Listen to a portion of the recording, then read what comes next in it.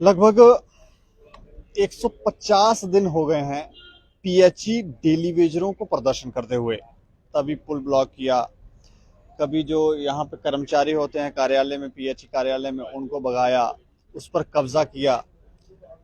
भाजपा कार्यालय के बाहर गए, वहां थाली बजाई, जो कह सकते थे वहां जाके कहा, लेकिन हुआ कुछ नहीं। और जब नेता भाषण देना शुरू करते हैं तो वो ऐसी चिकनी चुपड़ी बातें करते हैं कि किसी को भी अपनी बातों में जो है वो उलझा लेते हैं और रिजल्ट जो है उसके बाद आता नहीं है। लगभग 150 दिन हो गए हैं, ये कम नहीं होते हैं, ये प्रदर्शन कर रहे हैं। रवि हंस जी हमारे साथ बात करेंगे। अच्छा रवि जी, 150 दिन हो गए हैं, लगभग 150 दिन हो गए हैं, क्या कहेंगे? हाँ, सबसे पहले तो स्टेट समाचार का बहुत बहुत धन्यवाद। आज 149 दिन पूरे हो गए। जम्मू कश्मीर एलजी प्रशासन को जगाने के लिए हर एक हथकंडा अपनाया। उसमें लोगों को भी दिक्कतें आई, जैसे तवी पुल मेरे ख्याल में हिस्ट्री में पहली बार हुआ होगा कि लगभग 4 घंटे बंद रहा और पूरा सिटी जाम जो है शाम 7 बजे तक सिटी जाम रही। आम जनता परेशान हुई। सेक्टर का घेराव हुआ, वहां भी जनता परेशान हुई। पिछले दिनों 17 अक्टूबर को कंपनी बाग स्टेशन बंद हुआ। जब कंपनी बाग स्टेशन बंद हुआ, मेडिकल हॉस्पिटल के अंदर पानी की दिक्कत आई, तो तब जाकर के प्रशासन को थोड़ा सा होश आया और प्रशासन ने हाथ पैर मारना शुरू किए। डिवकाम जम्मू की तरफ से हमें बुलाया गया, बातचीत हुई, आश्वासन दिया गया कि आप स्ट्राइक को खत्म करें, मैं आपके लिए एक कमेटी फ्रेम करूंगा जिसमें लॉ डिपार्टमेंट होगा, फाइनेंस होगा, जीएडी होगा, आपका पीएचई होगा और इसका मसले का हल निकाला जाएगा। मैं पर्टिकुलर चाहता हूं कि इस मसले का ये मसला खत्म हो। तो हमने साफ कह दिया था कि एजिटेशन हम खत्म नहीं करेंगे। तो उन्होंने कहा ठीक है, आप ऐसा करो, प्रोटेस्ट करते रहो, लेकिन ये पानी चला दो। तो हमने उनकी बात का मान सम्मान किया। उसके बाद उन्होंने एक कमेटी बनाई भी है, जो लोअर लेवल की कमेटी है। जो बननी थी वो नहीं बनी है, लेकिन एडीसी चेयरमैन बना के उन्होंने एक कमेटी बनाई है। जो डाटा उन्होंने कुछ मांगा है डिपार्टमेंट से, उसके ऊपर बातचीत चल रही है और डाटा कलेक्शन भी हो रहा है। तो उम्मीद कर सकते हैं कि जैसा उन्होंने वादा किया है वो अपने वादे पे खरा उतरे। रही एलजी प्रशासन की बात, तो मुझे एक चीज समझ नहीं आई, हमारे जम्मू कश्मीर वालों के साथ दुश्मनी क्या है। केंद्र के अधीन दोनों यूटियां आती हैं, यूटी लद्दाख और यूटी जम्मू कश्मीर। थोड़ी देर पहले ये एक ही प्रदेश हुआ करता था जी। यूटी लद्दाख के अंदर उनके एलजी साहब और उनकी जो एडमिनिस्ट्रेटिव सेक्रेटरी बैठे हुए हैं, ना किसी ने प्रोटेस्ट किया, ना किसी ने डिमांड की। 225 से उनकी सैलरी बढ़ा के सीधी 450 कर दी गई पर डे। सबसे पहले तो वो एडमिनिस्ट्रेटिव सेक्रेटरी सारे बधाई के पात्र हैं। मैं उनको मुबारकबाद देता हूं, उनके एलजी को मुबारकबाद देता हूं कि उन्होंने जनता के हित में फैसला लिया। और ये कहीं ना कहीं एक सवालिया निशान खड़ा होता है हमारे एलजी के ऊपर, एलजी प्रशासन के ऊपर, प्रशासनिक अधिकारियों के ऊपर, कि आखिर ये लोग अपनी ड्यूटी किस तरीके की परफॉर्म कर रहे हैं, जिसके लिए इनको 3-3 लाख रुपया, 3.5 लाख रुपया ये लोग सैलरी लेते हैं, गवर्नमेंट की हर एक फैसिलिटी लेते हैं। वो किस चीज के लिए लेते हैं? आप देखें, रिजर्व कैटेगरी वाले धरने पे बैठे हुए हैं, पीएचई डेली वेजर धरने पे है, इरिगेशन का डेली वेजर धरने पे है, स्टेट डिपार्टमेंट धरने पे बैठा है, पीएम पैकेज एम्प्लॉइज धरने पे बैठे हैं, लेकिन किसी को कोई टेंशन नहीं है, किसी को कोई इतनी हमदर्दी नहीं है कि वो जाके उनकी बात सुने, उनके मसलों का हल करे। सिर्फ एक ही तरफ ध्यान है, स्मार्ट सिटी बनानी है, फलानी जगह टंडल का काम करना है, फलानी जगह हॉस्पिटल का काम करना है, क्योंकि वहां से कुछ ना कुछ लालच जरूर है। कहां पिछले साल ब्लैक टॉपिंग हुई थी, उसको पहले उखाड़ेंगे, उसके बाद सीमेंटेड रोड बनाएंगे, फिर उसको उखाड़ेंगे, दोबारा ब्लैक टॉप करेंगे, अननेसेसरी पैसे का वेस्टेज करेंगे। जम्मू में जो 28 साल से काम कर रहा है उसको 300 रुपया पर डे देंगे। स्मार्ट सिटी प्रोजेक्ट के अंदर यूपी और बिहार से जो लेबर काम कर रही है उसको 1000 रुपया पर डे देंगे। ये हमारे जम्मू कश्मीर वालों को ये एलजी प्रशासन दे रहा है। ये कहीं ना कहीं उस विकास पुरुष की छवि के ऊपर एक बदनुमा दाग है।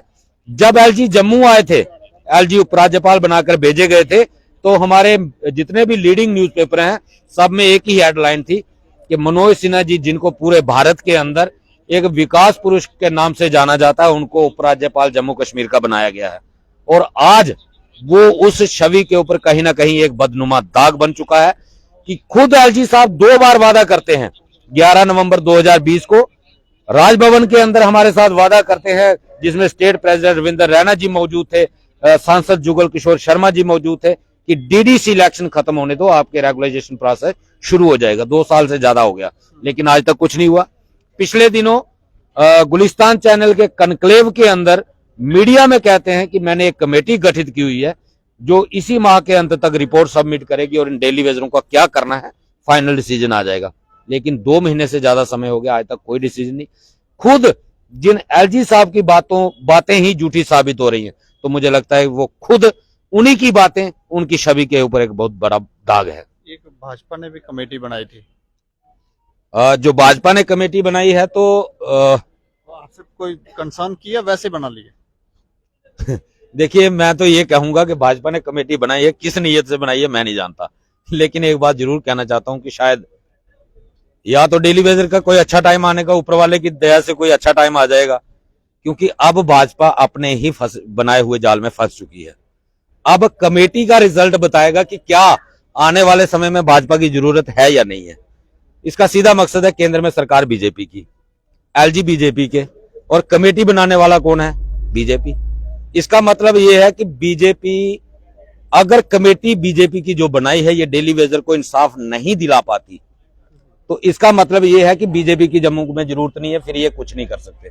अगर ये अपने केंद्र में मजबूत सरकार होते हुए भी जिस काम के लिए कमेटी बनाई गई है वो काम नहीं करवा सकती, तो इसका मतलब ये निकलता है कि इनको वोट देने का कोई फायदा नहीं है, ये फिर काम करवा नहीं सकते। ऐसा तो नहीं है कि आपको थोड़ा सा गुमराह करने के लिए, देखिए हम कमेटी बना रहे हैं, हम बहुत मेहनती हैं, हम बहुत काम कर रहे हैं, तो ये अब आप थोड़ा शांत हो जाएं, प्रदर्शन बंद कर दें? ये कभी नहीं होगा, ये रेगुलाइजेशन के साथ ही बंद होगा। मैंने कहा कि बीजेपी खुद के जाल में खुद फंस गई कमेटी बना करके। अब ये कमेटी का रिजल्ट ही बताएगा कि बीजेपी की जरूरत है या नहीं है। अगर बीजेपी की कमेटी डेली वेजर को इंसाफ दिलवा सकती है तो फिर आप उम्मीद कर सकते हैं कि आने वाले टाइम में इनको वोट देने का कोई फायदा है। अदरवाइज अगर अपनी सरकार होते हुए जिस काम के लिए कमेटी बनाई है वो काम ही नहीं हुआ, तो फिर इनकी इन फ्यूचर में जरूरत क्या है?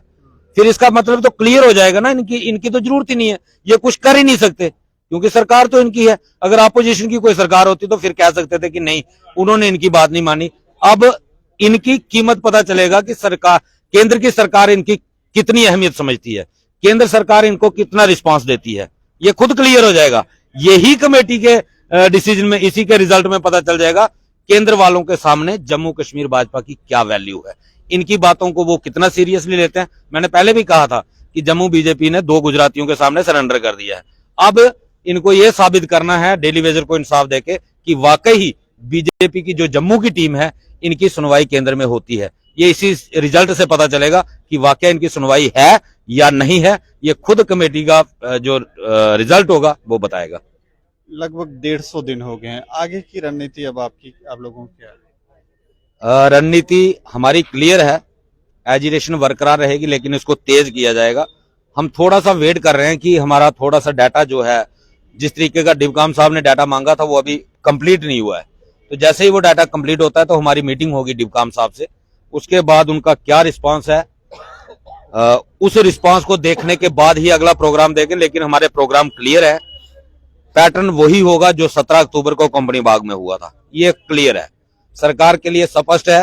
रेगुलाइजेशन पॉलिसी आपको देनी पड़ेगी, मजबूर होकर देनी है या पीसफुली तरीके से देनी है, ये फैसला सरकार को लेना है। लेकिन हमारा पैटर्न अब बदलेगा नहीं, अब सिर्फ हर बार वही कदम उठाएंगे जिससे सरकार को तकलीफ होगी, जैसे 17 अक्टूबर को हुई थी, क्योंकि पीसफुली बहुत हो गया, लॉ के संविधान के दायरे में रहकर जितना कुछ कर सकते थे किया। अब अगर कहीं संविधान की लाइन से बाहर भी जाना पड़ा वो भी जाएंगे, लेकिन रेगुलाइजेशन पॉलिसी के बिना किसी बात पे कॉम्प्रोमाइज नहीं होगा।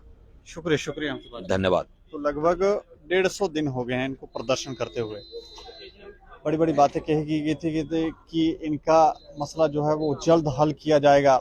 कई बार तो कुछ ऐसी भी बातें आई कि पहले हमें मुख्यमंत्री बनाओ फिर हम करेंगे इनका इशू सॉल्व, लेकिन 150 दिन हो गए हैं, अभी थोड़ा सा इंतजार। को डेटा मांगा है डिबकाम साहब ने, वो कह रहे हैं कि उनको वो डेटा देने के बाद एक मीटिंग करेंगे, अगर सोल्यूशन हुआ तो ठीक, नहीं तो तरीके बदले जाएंगे। इस खबर के ऊपर आप अपनी प्रतिक्रिया भी रखें और देखते रहें दैनिक समाचार। मुझे और मेरे सहयोगी राजीव गुप्ता को दें इजाजत, नमस्कार।